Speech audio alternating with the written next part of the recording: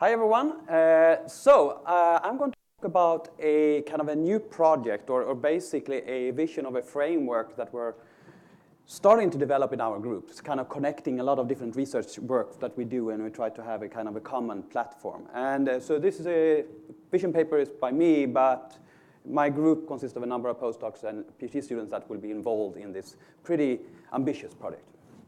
So what we do here is research in the kind of interaction within three different areas. So programming languages, theories and compilers, machine learning, and then also work in real-time systems and cyber-physical systems. So what I'm going to talk about here is first I'm going to talk about a kind of interactive programmatic modeling. So this is not modeling in the sense of UML, but rather mathematical modeling in different sense. And the focus will be on this first part, try to have some of the domains that we are applying this to get you to understand what this is all about.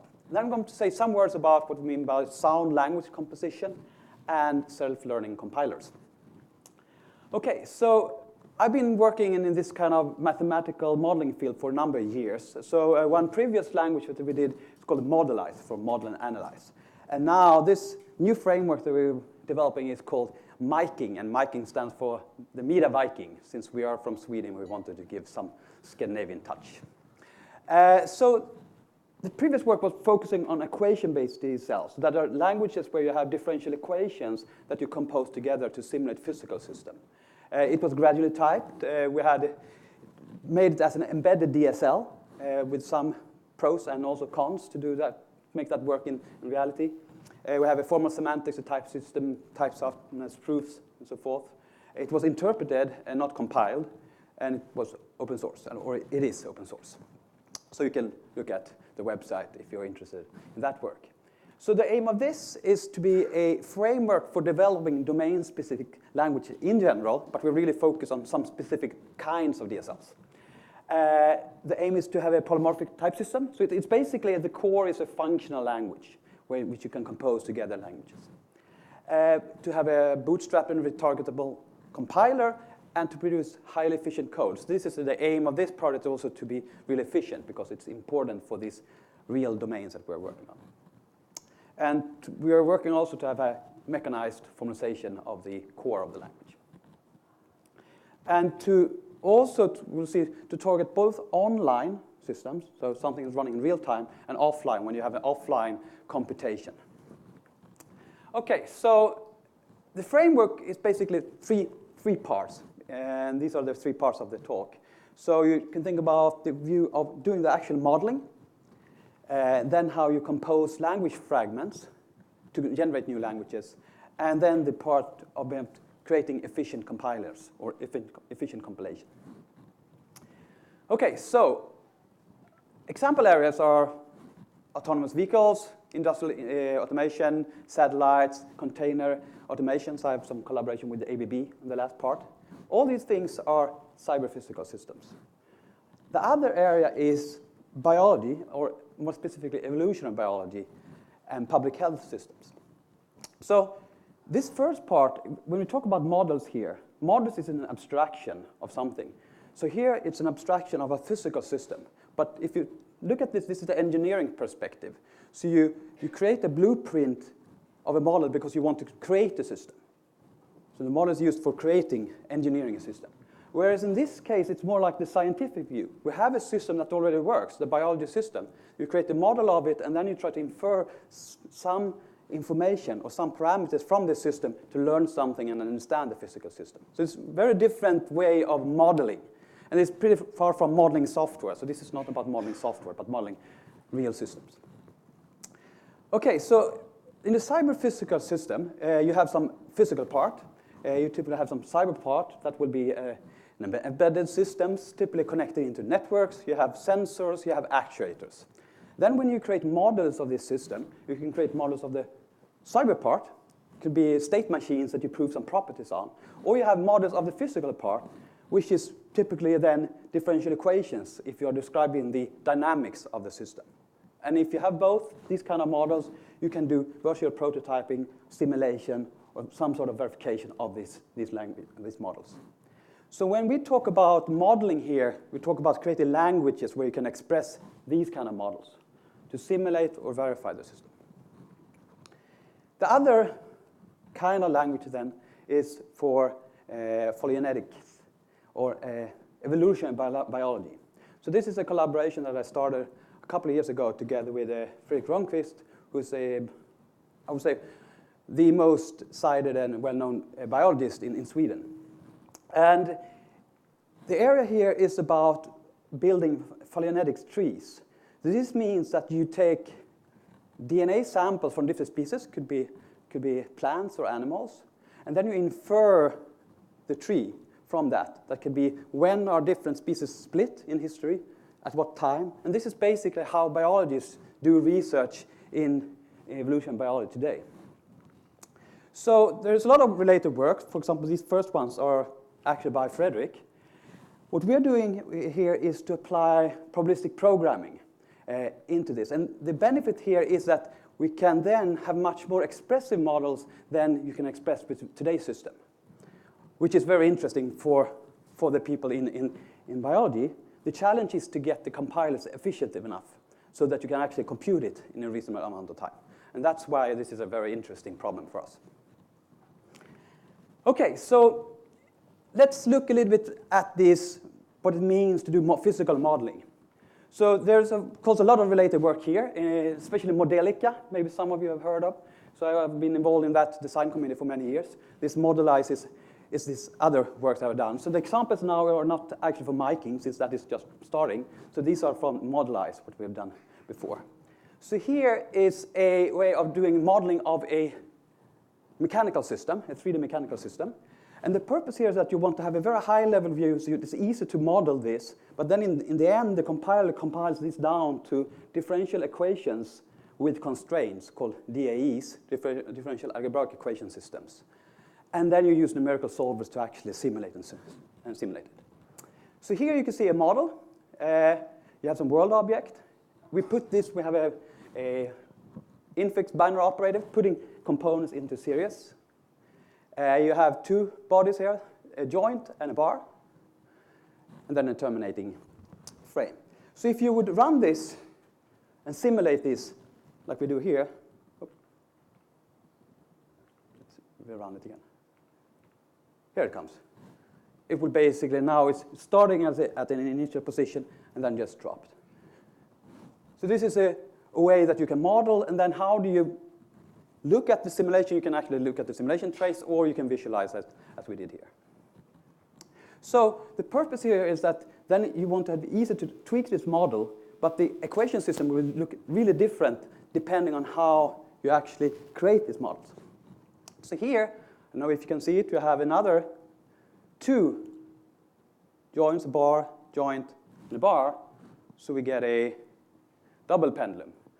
And if you've seen it, it gets quite chaotic behavior after some time. So, and then you can go on, and here we added a operator for putting something in parallel. So here you put in parallel the joint with a damper, which means that it will be damping the whole thing. And then you get a simulation where it slows down because it's damping, like giving a friction in the joint.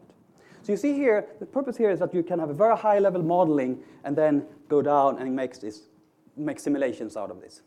Before we had this kind of language, basically people have to work on differential equations directly, but there can be thousands of equations to do this kind of simulation when it scales up.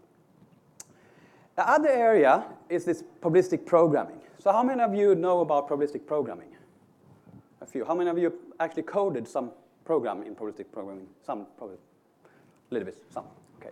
So what is this? So if you have a normal program, you have some input parameters to the program, and then you have some output, right? You're computing something. To make it simple to say, what is a probabilistic program? Well, a probabilistic program is actually a model describing the relationships. And instead of an output, you have observations. You're observing some data.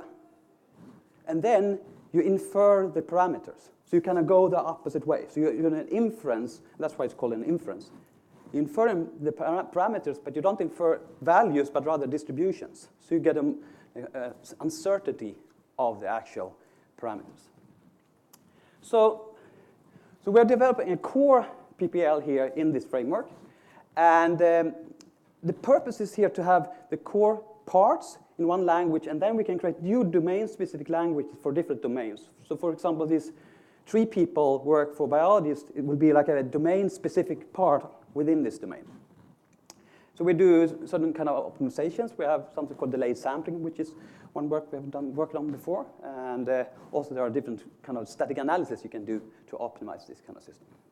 So just to get a feeling of what this is all about, this is crash course in probabilistic programming. So here you have a sampling. So this is a let, and this is kind of functional style. So we sample from a distribution, it's called a beta distribution. And we can plot this and get some data. Okay, and this is the probabilistic density function. So when you use these kind of methods, it's called Markov random methods. And this one that we are using is called SMC, sequential Monte Carlo method. And then you get different accuracy depending on how many particles you have. So here you see that this looks more like the beta distribution. So what you can do then is to observe things in the program. So here we have still the beta sampling here for P, but then we say that we observe, observe something, and then this is the distribution. Here the Bernoulli distribution is like you're flipping a coin. And here we observe that, okay, we observed a coin to be true or head. And then P, that is the probability that it will become a head or a tail. So basically that is the bias. And we have just made one observation now, and from this, the inference machinery will infer that P then must be skewed a little bit to the right. And then the more observation you do, you get a better and better estimate of P, which will be the bias. And this is how this kind of machinery works. You give it more data, and then you can infer the parameters with the new knowledge you have. So this is what we're then doing in this tree people language. But then it's about, for example, parts in the tree. Okay, so that was a little bit of an introduction to the main area of DSL applications.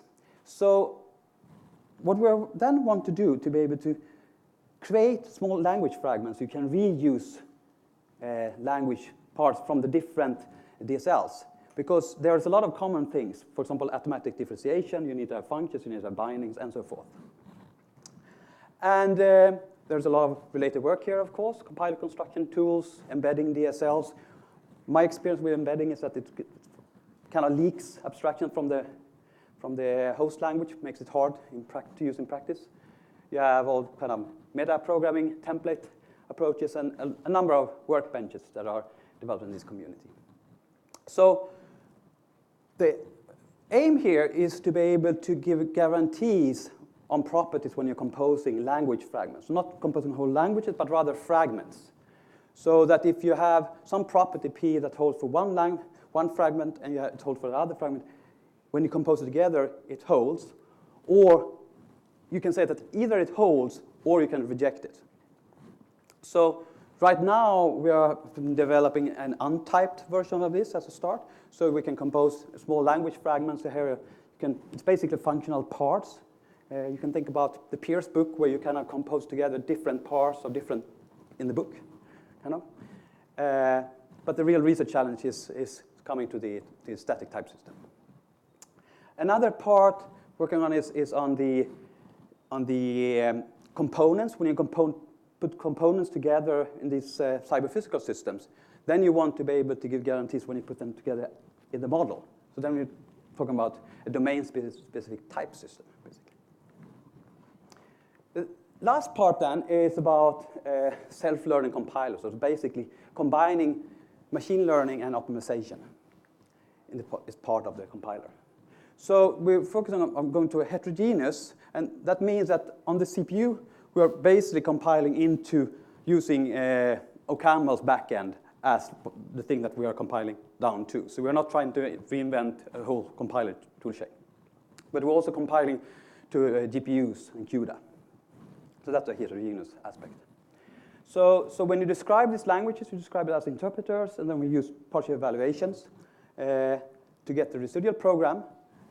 And then you can look at it as learning, on an online learning where you're learning from the model to the program. And of course, there is an overhead, but you have the accurate data, which is there, it's representative. Or you can think about offline learning, but then you might be hard to have representative data, but you don't have the overhead. So this is one thing that just started this work. And there's, of course, also a lot of related works. For example, a lot of work done in compiler auto-tuning. The Spiral product that is very successful, especially in the DSP domain, and so forth. These ones are, especially the first one, is focusing more on optimization and phase ordering or selection of optimization. So what we try to do here is how can you optimize things that you typically would do as a programmer when you optimize your program? How can you automate this kind of optimization? And particularly 3 parts. So parts when you try to avoid recomputations. So you can do partial evaluation at some parts in a program. The question is, when is it beneficial? The same thing with memorization. Parallel computations, which is, of course, an extremely hard challenge in general. But we are focusing on functional languages with side effects that are not observable, which makes it easier, but still a challenging problem. And then the last part is selection of algorithms, and that in particular inference algorithms, which algorithms that are more efficient than others. Okay, so this is the end of my talk. So to conclude, some key takeaway points. So I talked about interactive programmatic modeling. So we see this programmatic modeling basically means that you write a program that can be Turing complete, but it describes a model. It could be a probabilistic model or this equation-based model. And I also talked about 2 kind of application areas for cyberphysical modeling and in the biology domain using probabilistic programming. Said some words about composition of languages. I know that other people are working on this here. It's a very interesting topic and also a very challenging topic. And also Elias, sitting over there, is one of my postdocs working on specifically on that topic. So if you want to talk about that, you can talk to him as well. And the last part, what about joining machine learning and optimization for doing self-learning compilers. Thank you.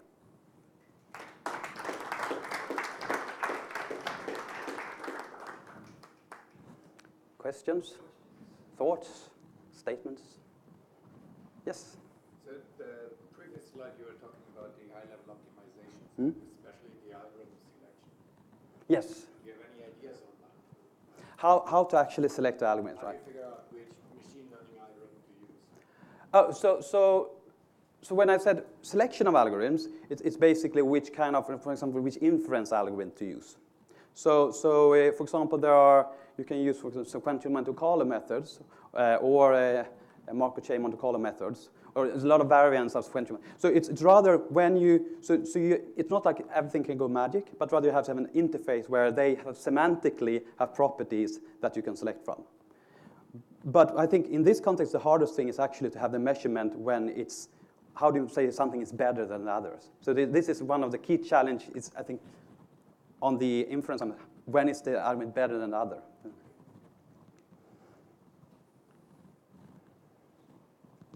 Yeah? The work you're doing on sound composition, is it related to these funcons from Peter Mosses in some way, or do you know? I'm not so familiar with his work. I would say this is also really starting something we just started with. So, no, I cannot really answer that if it's close to that. Operational semantics. Right. That you can compose. So when we write the actual interpreters that you compose, they are operational semantics using natural semantics. So you describe them as interpreters on that. But then you specify the actual type system as normal type system rules. So related to this, you mentioned soundness here, and that you also defined it in your talk. You define it in terms of an abstract proposition P that needs to hold when you compose languages. So what is that P for the languages that you are going to be considering? I mean, it's the thing that we would like to start with is type soundness. It's basically so progress and preservation theorem, basically. Then a follow-up question to that: what is type soundness for probabilistic programming? Is that the same as? I'm not very familiar with that area. But is that the same as? So you mentioned peers. Is it the same kind of type systems that you have for those languages? So It's a good question. I mean, if you first of all, most probabilistic programming languages that exist out there, so let's say Pyro, it's used in Python, or Anglicon, it's in enclosure, and so on. They are actually working on untyped languages. So I would say the first thing is to be type sound in the sense of a pure functional language. Then it would be the same thing. But then if you try to augment that the actual distributions are part of the type system, then I think there are many more new interesting research questions. But that will not be the first step, because that would be jumping too far, I think. Time for one more question. Maybe you start setting up. Final question. Yeah? Yeah? Okay, one more. Jarell. Memorization. You wanted to have some kind of opportunity for that? Or could you elaborate, give some specific ideas on how to do it? So I think on this self-learning part, I think the aim from the beginning is actually to have a more general approach how we specify the problem. So that if you have memorization or not would be kind of a parameter saying turn it on and off. And the same thing if you do partial evaluation on a functional application or not, since it will be a pure functional. So in that sense, the challenge is that you will have a number of parameters that will be dependent on the context. And this will be context dependent. So it will be an explosion of number of parameters that are potentially infinite. So I think that is the first step is to really set up the problem. And then the memorization compared to something else is basically the same problem. But it can have different implications if it actually is useful or not. Thanks. Thank you. Okay.